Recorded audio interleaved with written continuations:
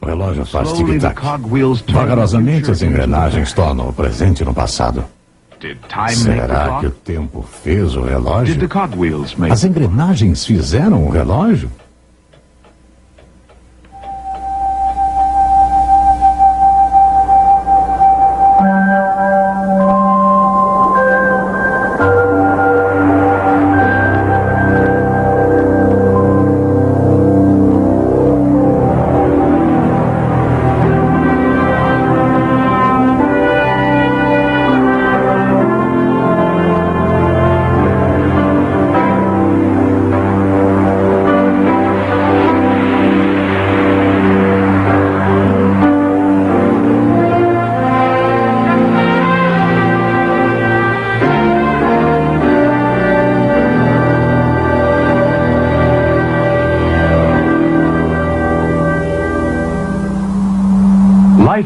Vida de todo tipo existe no nosso planeta. Algumas formas são tão pequeninas que poderiam nadar facilmente dentro do furo de uma agulha. Porém, mesmo essas criaturas de uma única célula são incrivelmente complexas. Cientistas descobriram que elas são constituídas de bilhões de átomos num arranjo intrincado. Mas o que lhes dá vida e lhes torna capazes de se moverem, de se reproduzirem? Um ser humano consiste de trilhões de células. Esse grupo de átomos e células altamente organizados possui capacidades incríveis. Está vivo, sente felicidade, sofrimento e amor.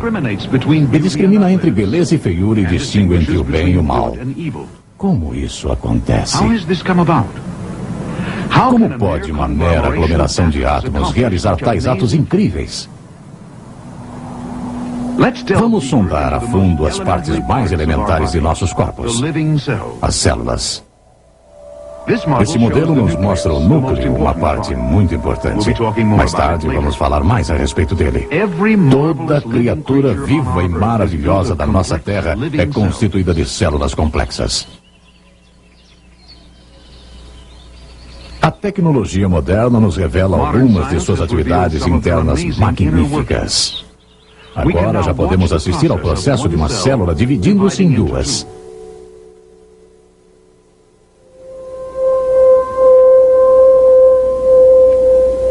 Incrível, não é mesmo?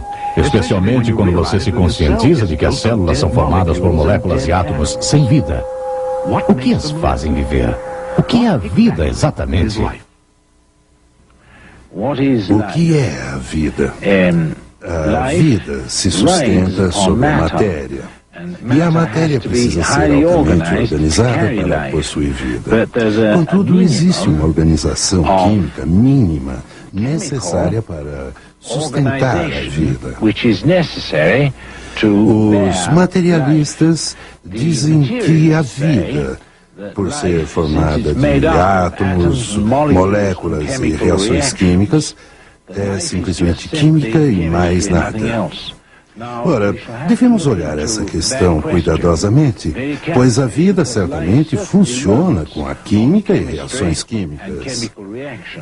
Mas será que podemos dizer que só porque isso é fato, a vida não é nada além da química? E porque a química acontece por acaso, a vida originou-se por acaso das reações químicas? Aqui está o cerne do mistério da vida, a célula viva. Por sua divisão repetida, nossos corpos foram construídos passo a passo. Incrivelmente, a diversificação complicada das trilhões de células do nosso corpo humano são produzidas de uma única célula, o ovo fertilizado. O crescimento do embrião é algo maravilhoso. Aparentemente surge de lugar nenhum.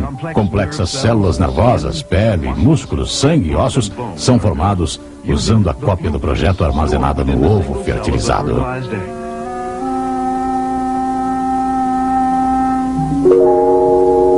Chegou o momento do nascimento. Uma fantástica série de eventos complicados acontece. Cada um perfeitamente cronometrado para produzir a mais fascinante de todas as conquistas. Um novo ser humano.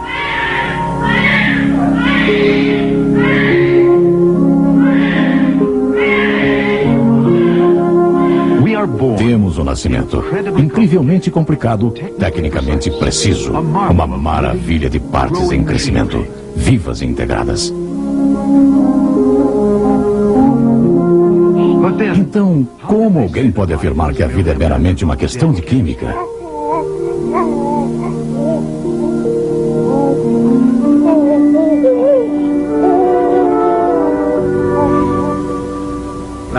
Bem, se a vida consiste meramente de química e nada além da química, a melhor maneira de entender seus potenciais verdadeiros é examinar algumas de suas substâncias químicas. Então veremos que não é meramente uma questão de química. Ora, a importante, quem sabe a mais importante, substância química da célula é a molécula DNA. A molécula DNA é uma molécula química muito comprida que contém toda a informação que faz a vida ser o que é. O DNA determina a cor da pele, determina se você vai ser um crocodilo ou uma couve-flor, determina se vai ser uma ameba ou um macaco, determina as espécies e determina as propriedades da espécie da qual você faz parte, seja ela qual for. Ora, como o DNA faz isso? Existem informações suficientes na molécula DNA de um ser humano para ocupar 1000 livros, cada um com 500 páginas da menor letra de impressão, cheios de informações de como fazer e como manter esse ser.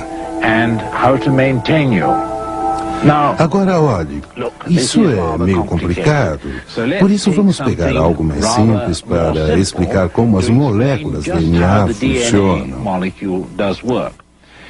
Todos conhecem o código Morse. Ora, o código Morse com 2 letras, um ponto e um traço, e mais um intervalo entre os dois, é capaz de escrever toda a informação da Bíblia ou outro livro qualquer, se você conhecer o código Morse. Agora, se você pega uma simples mensagem do código Morse, tal como SOS, ponto, ponto, ponto, traço, traço, traço, ponto, ponto, ponto. Aí então você tem a mensagem completa de alguém em apuros. Ora, o código genético, os cromossomos e a molécula DNA usam, em princípio, exatamente o mesmo método de armazenamento de informação. Aqui eu tenho uma corda, e nessa corda eu tenho ponto, ponto, ponto, traço, traço, traço, ponto, ponto, ponto. E eu a levanto na sua frente e qualquer um que conheça a convenção do código Morse dirá: aham, ele está tentando me dizer que está em apuros. SOS.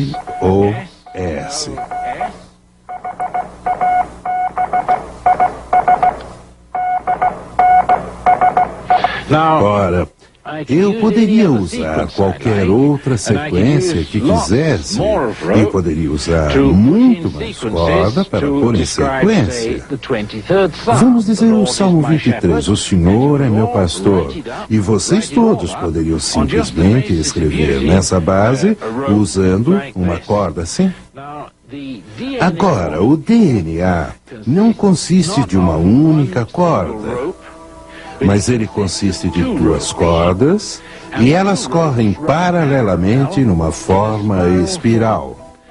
E presas entre elas existem 4 letras, as 4 letras do código genético. E aquelas 4 letras do código genético são simples substâncias químicas.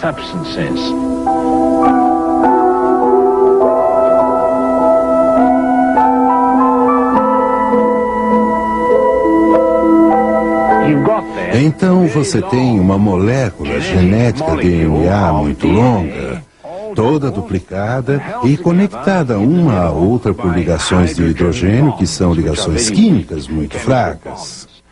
E quando uma célula se divide, ela simplesmente se abre como um zíper e uma metade vai para uma célula e a outra para a outra. Ora, isso é um mecanismo formidável de se ver, pois significa que pode-se reproduzir a informação de 1000 livros com 500 páginas de informações na menor letra em um sistema assim em aproximadamente 20 minutos. Pense em datilografar a informação de 1000 livros, cada um com 500 páginas em 20 minutos, sem muitos erros.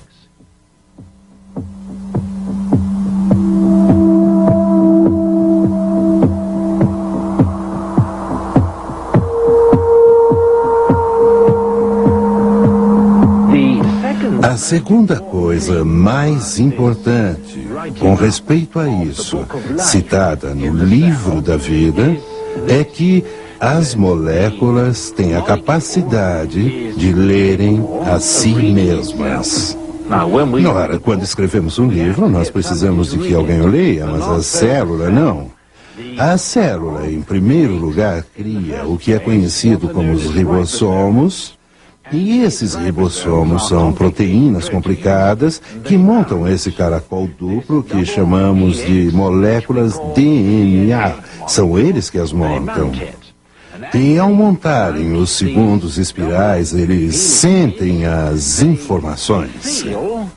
Nós podemos ler isso com nossos olhos e podemos senti-los com nossos dedos. Então temos duas maneiras para ler esse livro do nosso jeito de fazer isso. Mas na célula, o ribossomo monta a segunda estrutura e enquanto tateia onde está, lança fora as proteínas escritas na linguagem química para formar você. Bem, a informação contida no DNA não está escrita nas moléculas que formam aquele cordão. Pode acreditar.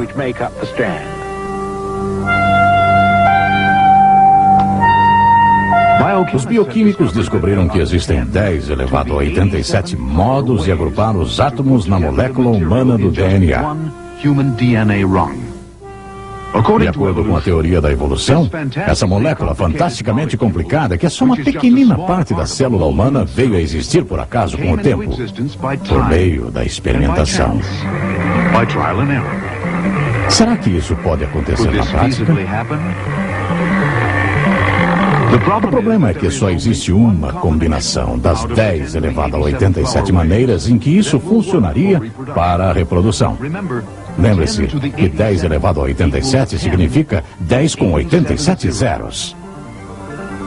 A maioria dos evolucionistas dizem que o universo tem menos de 10 a 20 bilhões de anos de idade. Você sabe quantos segundos existem em 20 bilhões de anos? Menos de 10 elevado a 18 segundos. Então, mesmo que uma combinação de tentativas fosse feita a cada segundo por 20 bilhões de anos, não haveria tempo suficiente para se conseguir essa molécula em todos os anos que os evolucionistas dizem que o universo tem. A célula, contendo tamanha química como essa, não foi criada pela pura química das moléculas que as formam. Portanto, eu creio firmemente que existe um autor que transcende o material da matéria dos quais esses cordões foram formados, que primeiramente criou a informação necessária para formar uma célula, então nela escreveu, aí então impôs nela um mecanismo de leitura e execução que a própria célula constrói a partir das informações que o autor nela armazenou na criação. Então eu fico, como cientista, convencido de que a pura química de uma célula não é suficiente para explicar as atividades de uma célula, mesmo que suas atividades sejam químicas.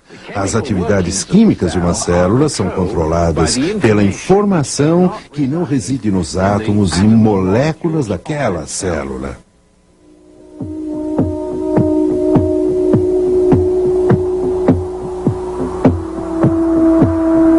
Em Gênesis diz: No princípio, Deus criou. Ele criou matéria do nada. Ele tomou aquela matéria e formou vários tipos e formas e formatos diferentes. Células viventes, pequeninas criaturas de uma única célula ou mais. Ele criou insetos, como essas formigas, sempre ocupadas em suas vidas rotineiras. E, é claro, os pássaros voadores, como essa gaivota. A Bíblia diz que uma inteligência externa criou a matéria e criou a vida.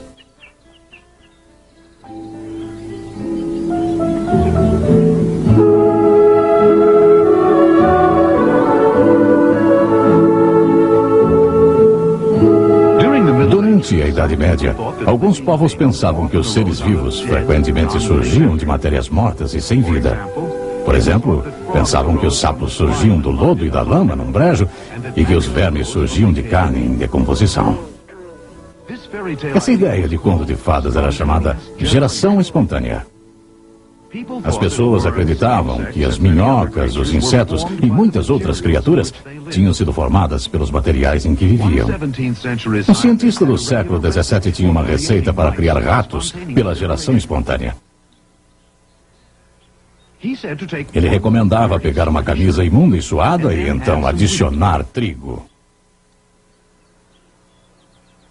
Então, depois de deixar essa combinação cozinhando por 21 dias, você descobriria que do suor e do trigo surgiriam ratos.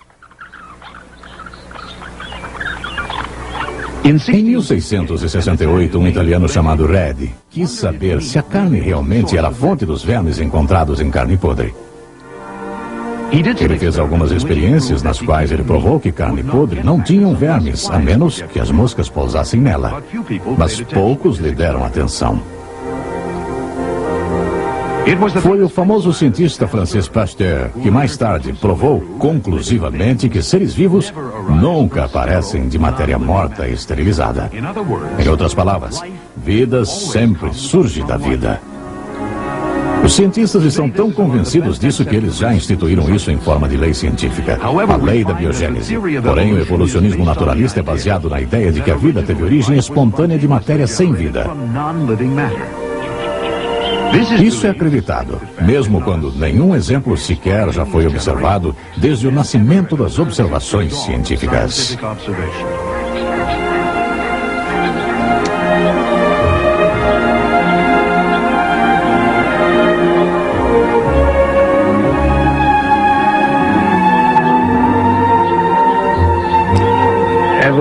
Os evolucionistas pensam que a vida surgiu espontaneamente de uma sopa primitiva. Eles acreditam que a atmosfera da Terra, na hora em que a vida surgiu, era uma atmosfera reduzida e constituída de amoníaco, vapor de água e gás metano. Acreditavam que se um relâmpago passasse por uma mistura desse tipo, os blocos básicos da construção da vida surgiriam espontaneamente. Em Chicago, Miller e Fox, nas séries de experiências que executaram há uns 20 ou 30 anos, tentaram repetir isso para se provar experimentalmente. Então, colocaram uma mistura do gás metano, amoníaco e vapor de água e passaram uma corrente elétrica por ela e conseguiram um número de aminoácidos que são os blocos de construção da vida. Ora, pensavam que esses aminoácidos iriam mostrar que a vida, ou os precursores da vida, surgiriam espontaneamente sob tais condições. E, portanto, eles proclamaram, e o mundo científico até hoje acredita, que haviam dado experimentalmente os primeiros passos na produção espontânea da vida. Porém, será esse o caso? Bem, não há dúvida que eles produziram aminoácidos, contudo, será que esses são os aminoácidos que podem ser usados para a vida? A resposta é um notável não, porque a vida necessita dos aminoácidos do tipo esquerdo exclusivamente, e não os do tipo direito para produzir suas proteínas. Considerações semelhantes se aplicam na produção de moléculas do DNA que necessitam ter exclusivamente moléculas direitas e não esquerdas. Ora, a vida não poderia usar essas misturas porque a química estéril não é correta. Notoriamente esse é o caso, porque como eles produziram uma mistura racêmica, a vida não poderia surgir espontaneamente numa sopa primitiva desse tipo. A química estéril está errada.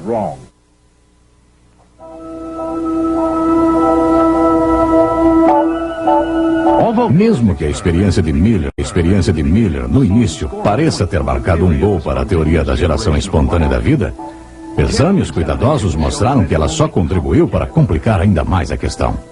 Ora, o centro da questão, quem armazenou a informação original, continua sendo um mistério. Porque na experiência de Miller, a formação da mistura dos aminoácidos foi de 50% esquerdos e 50% direitos. E quando você tem uma mistura dos dois, eles simplesmente não formam a vida. A vida não pode utilizar combinações de moléculas refletidas como um espelho, pois adicionando apenas um aminoácido direito a uma corrente de aminoácidos esquerdos, destrói-se a utilidade da corrente inteira. O homem é incrivelmente complexo. Eis o cérebro humano. Um pacote aparentemente esquisito para as belezas que estão aí dentro. Se as atividades eletroquímicas das células do cérebro fossem visíveis aos olhos humanos, pareceriam algo como as incontáveis estrelas brilhando num universo sem fim.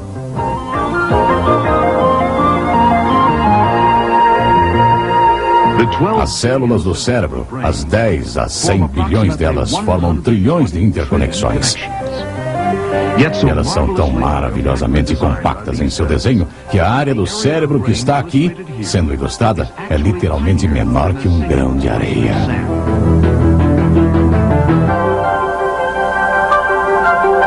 Cada centímetro cúbico do cérebro contém pelo menos 100 milhões de células nervosas, interconectadas por 15 mil quilômetros de fibras.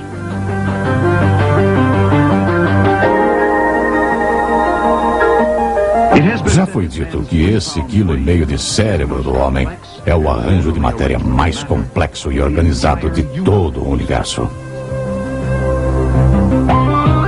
Seu potencial e capacidade é estonteante, desafiando a imaginação.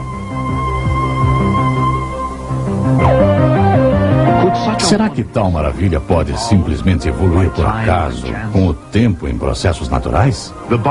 A Bíblia diz que quando contemplamos a natureza, simplesmente por esse fato isolado, nossa mente pode concluir que há um Deus. Então, contemple. E contemple cuidadosamente.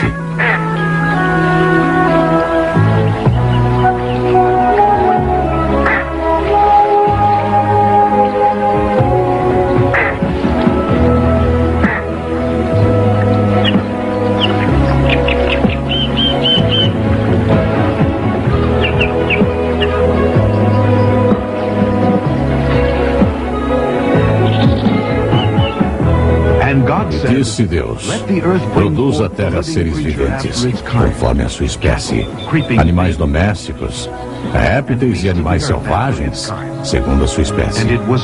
E assim se fez. Os animais domésticos, segundo a sua espécie, e todos os répteis da terra, conforme a sua espécie.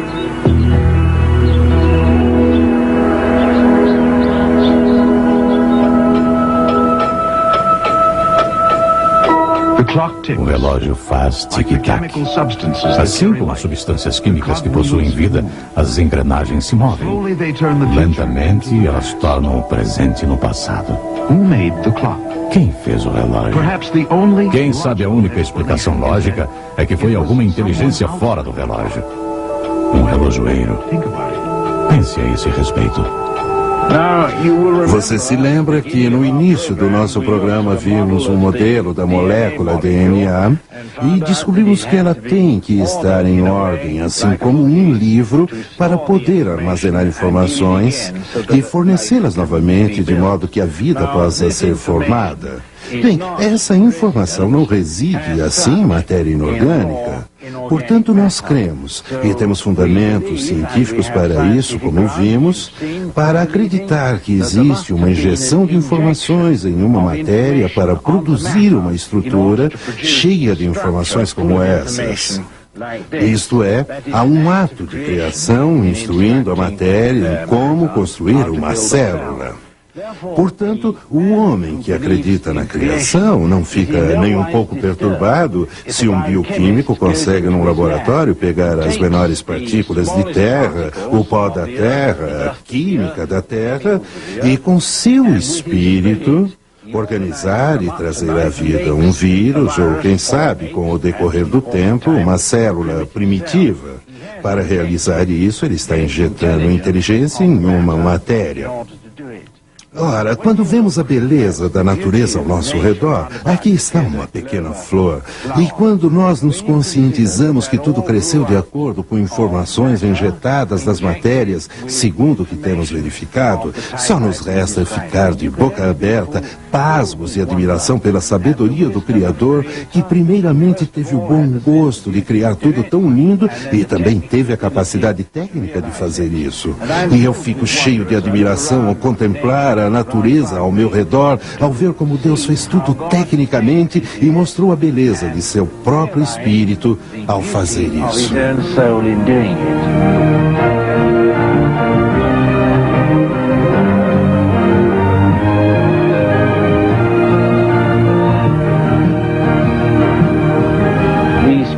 As escrituras são perfeitamente claras e isso se encaixa perfeitamente bem com minha ciência, que aquele que fez isso chamou-se a si mesmo Logos, e aquele Logos era Jesus. Jesus a si mesmo se chamou de Criador que criou tudo, por Ele e para Ele. Portanto, se isso é fato, então eu estou muito contente e cheio de alegria que Ele fez a criação tão bela e que também me valorizou tanto ao ponto de morrer por mim para se tornar meu Redentor.